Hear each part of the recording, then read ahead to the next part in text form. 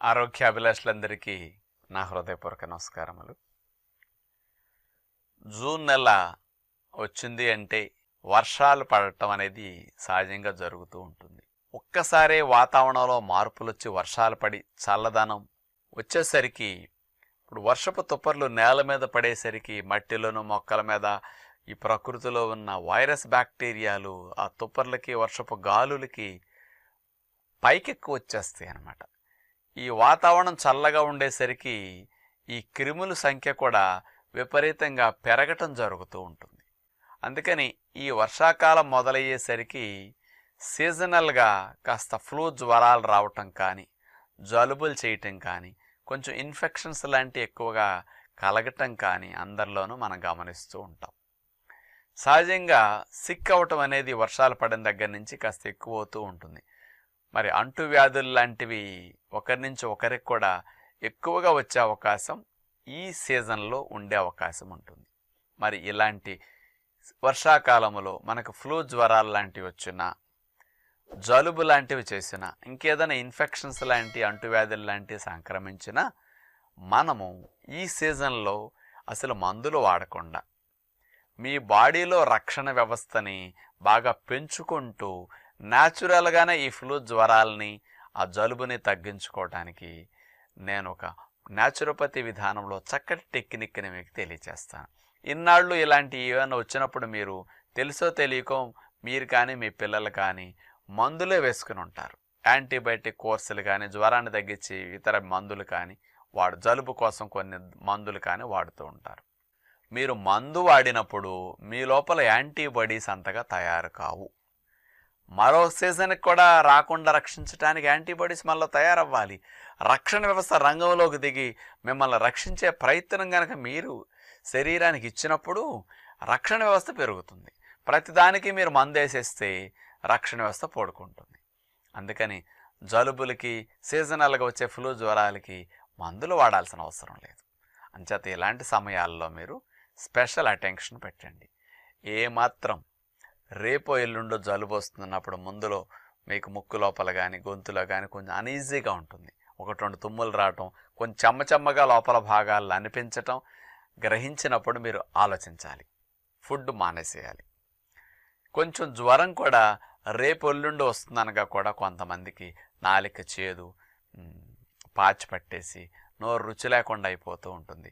ఆకలి తగ్గిపోతుంది. తిండి మీద కోరికలు కూడా అంత అనిపించవు. తినాలనే వాంఛ తగ్గుతుంది. ఇలాంటి ఒళ్ళు నొప్పులుగా బడలెగ్గానట్ల లక్షణాలు ఉంటే ఏదో రాకపోతున్నదని హెచ్చరికలు అనమాట. ఇలాంటి లక్షణాలు మీకు కానీ మీ పిల్లలకు కానీ కనిపించినప్పుడు మీరు వెంటనే తిండి మానేసేసి ఫాస్టింగ్ పెట్టేసేసాయి. ఎందుకు అంటే ఆ ఫాస్టింగ్ పెట్టడం వల్ల బాడీలో రక్షణ వ్యవస్థ అంతా రంగంలోకి దిగి నాన్ స్టాప్గా 24 గంటలు రిపేరు క్లీనింగ్ చేసే ప్రయని ప్రారంభిస్తుంది అనమాట. అదే మీరు తినేసారనుకోండి, అరిగించుకునే పని చేస్తూ ఉంటుంది. రిపేరు క్లీనింగ్ పోస్ట్ పోన్ అయిపోతుంది. అంచేత అస్సలు తినకూడదు. రోగం వచ్చినప్పుడు మరి తినే ఆహారం రోగానికి ఆహారం అవుతుందని మాత్రం మీరు మరవకండి.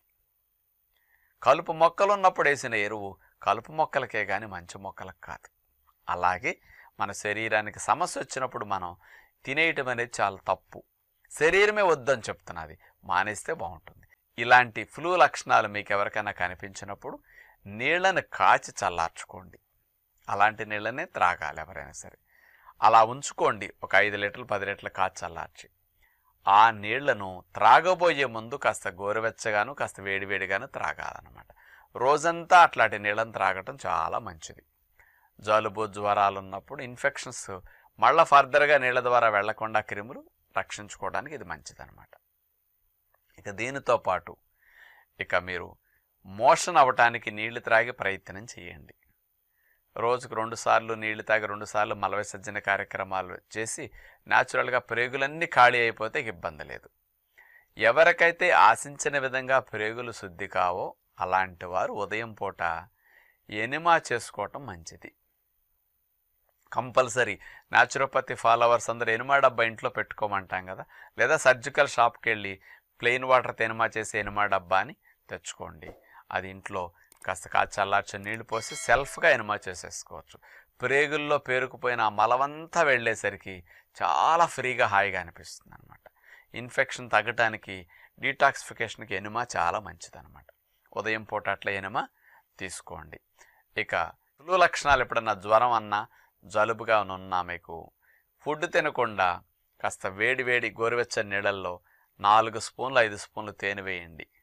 ఒక కాయ చెక్క నిమ్మరసం పిండేసుకోండి, కలుపుకు త్రాగేసేయండి. ఇట్లా బాగుంటుంది. ఎవరికైనా ఫ్లూ వల్ల కొంచెం దగ్గులాగా అనిపించింది అనుకోండి, అందులో ఇంత మిరియాల పొడి కూడా వేసుకోండి. ఆ తేనె నీళ్ళల్లో దోషం ఉండదు. కొంత యాలక పొడి కూడా వేసుకోవచ్చు అనమాట. ఇక నిమ్మరసం వద్దనుకుంటే యాలక పొడి మిరియాల పొడి వేసినప్పుడు ఒట్టి తేనె కలుపుకోవచ్చు. తేనె ఇంకా కొంచెం 4 స్పూన్లు ఇంకో 3 స్పూన్లు ఎక్కువ వేసుకున్నా బాగుంటుంది, నష్టం ఉండదు. ఇలా కలుపుకు త్రాగొచ్చు అనమాట. ఈ దగ్గేమి లేదులేండి అన్నప్పుడు ఒట్టిగా తేనె నిమ్మరసం నీళ్లు కలుపుకుని వేడి నీళ్ళ త్రాగొచ్చు. తేనె నీళ్ళు తాగిన 2-3 గంటలకు మళ్ళా తేనె నీళ్ళు, ఈ మధ్యలో మంచినీళ్ళు తాగుతుంటారనమాట.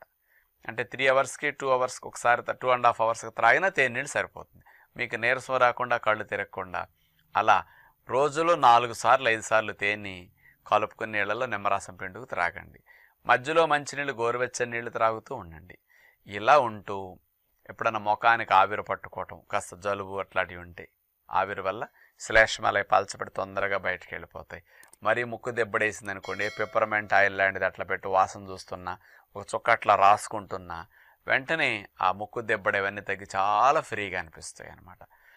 కర్పూరం వాసన, ముద్ద కర్పూరం మంచి క్వాలిటీ తెచ్చుకుని వాసన చూస్తుంటే కూడా చాలా రిలీఫ్ లభిస్తుంది అనమాట ఇలాంటి సందర్భాల్లో. ఎప్పటి వరకు ఈ ఫాస్టింగ్ని మీరు కంటిన్యూ చేయాలంటే కాస్త టెంపరేచర్ నార్మల్కి రావాలి, కాస్త జలుబు తగ్గాలి. ఒక రోజంతా టెంపరేచర్ లేకుండా కంటిన్యూస్గా నార్మల్గా ఉండటంతో పాటు మీకు నోరు బాగుండాలి, నాలుక మీద పాచిపోవాలి, ఆకలి అనిపించాలి, తినాలని కోరిక రావాలి, ఒళ్ళు బడలేక నొప్పులు లేకుండా ఉండాలి, ఈ జలుబు ఇబ్బంది పెద్ద ఏమి లేకుండా ఉన్నప్పుడు, ఈ లక్షణాలన్నీ బాగున్నప్పుడు అప్పుడు ఆహారంలోకి డైరెక్ట్గా వెళ్ళిపోవచ్చు. ఇక ఒకరోజు పళ్ళు ఒకరోజు జ్యూస్ లేదా పెద్ద అవసరం ఉండదు. 2-3 రోజుల కోసం చేసినప్పుడు డైరెక్ట్గా ఫుడ్ తీసుకునే ఇబ్బంది లేదు. ఉదయం పూట ఏదన్నా జ్యూస్ తాగినా లేకపోతే ఫ్రూట్ తిన్నా మధ్యాహ్నం భోంచేసేయచ్చు, సాయంకాలం ఫ్రూట్స్ తీసుకోవచ్చు అనమాట. అంటే ఈసారి ఎప్పుడన్నా మీకు ఈ సీజన్లో ఇట్లాంటి ఫ్లూ లక్షణాలు ఏమైనా వచ్చినాయి అనుకోండి, మీకు మీ పిల్లలకి ఫాస్టింగ్ పెట్టేసి ఇట్లా తగ్గించుకున్నారు అంటే దీని ద్వారా మంచి ఆకలి పుడుతుంది, రక్షణ వ్యవస్థ పెరుగుతుంది, మెడిసిన్స్ వాడకుండా బాడీలో ఫాస్టింగ్ ద్వారా యాంటీబాడీస్ పెంచుకున్నట్టు అవుతుంది. మరోసారి ఇలాంటి క్రిములు మన లోపలికి వెళ్ళి ఇన్ఫెక్షన్ కలిగించకుండా బాడీలో రక్షణ వ్యవస్థ బాగా పెరిగి సిద్ధంగా ఉంటుందన్నమాట. న్యాచురల్ మెడిసిన్ ఫాస్టింగ్ని ఈ సీజనల్ ఫ్లూ నుంచి మీరు రక్షించుకోవడానికి మీ ఫ్యామిలీని మిమ్మల్ని ఉపయోగించుకోండి, రక్షణ వ్యవస్థ పెంచుకోండి అని విజ్ఞప్తి చేస్తూ నమస్కారం.